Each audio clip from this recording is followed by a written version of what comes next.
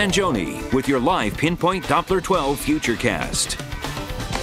Well, the Special Olympics plunge is today, and you're looking at video from super plunger Elwood Johnson from the Richmond Police Department as Rhode Island's first super plunger. He started plunging yesterday at noontime and has gone in every hour, including the overnight hours, into this morning. You can see yesterday, pretty excited, but also pretty cold there.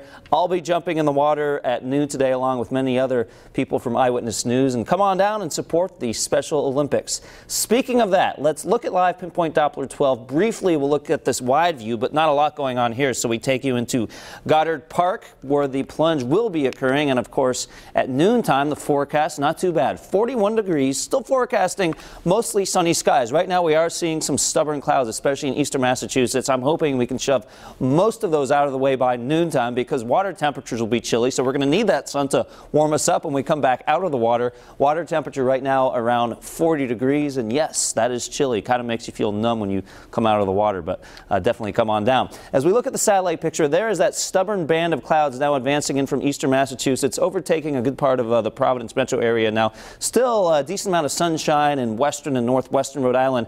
I still think we'll shove out most of this moisture throughout the day. There's another batch of moisture which will filter out the sun by late afternoon. But overall, another nice day, a good way to end the weekend here. You can see the gray skies over Providence right now, especially as we look off to the south and the east. It's a different perspective if you look off to the west, but we have the grayness here in the background. Temperature in Providence, 32. Smithfield, 28 degrees. Newport, you're at 33. And yeah, some of that moisture did refreeze overnight, so just use caution if you're out and about today, especially this morning. Now, by this afternoon, forecasting upper 40s to around 50, 49 on the east side, 49 downtown, 49 in Rumford, North Providence, getting up to around 50 degrees. Keep in mind this time of year when we start to warm up the atmosphere, the water is still pretty cold. So if you're immediately in areas along the water, then that's why those temperatures probably not quite to 50. 49 Warwick, 49 TF Green, 48 Riverside Barrington, 48 degrees. And as we look at the South Shore, temperatures upper 40s here, 46 Charlestown, 48 Westerly. Again, by the afternoon, we'll start to see some of those high clouds sort of filter out the sun. Not completely getting rid of it, but sort of creating that dimming effect. Winds today between about 5 to 15 miles an hour, so overall fairly calm. And as we look at eastern Massachusetts, temperatures will be in the upper 40s to around 50. 50 for New Bedford, 46 Fall River, 47 Middletown, around 50 in Seekonk. So in your 7-day Futurecast, you'll notice a stretch of a couple nice days. Tomorrow we're at 51, although the coast will be cooler tomorrow, probably just in the mid to upper 40s. Then on Tuesday, I'm actually thinking Tuesday starts dry, and even into the early afternoon, the rain should hold off. But by the evening, rain develops off and on overnight. Could see about a ½ an inch to an inch of rain.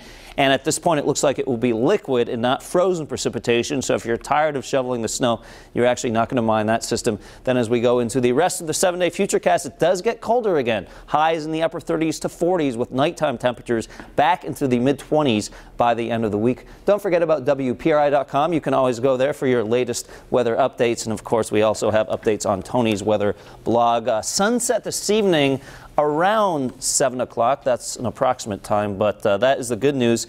We're kind of tired this morning, waking up, losing that hour, but we do get that extra hour of daylight this evening. You know, I hate it right now, but I know it's 7 o'clock. I'm going to love it. Steve and I are suffering from the daylight saving hangover, we'll call it. Just kind of lethargic. When you have to wake up several hours before the sun rises to then lose an hour. It's a little bit tough. That's rough. All right, thank you very much, Pete. Well, covering New England now, it's 400 miles from Newtown, Connecticut to Washington.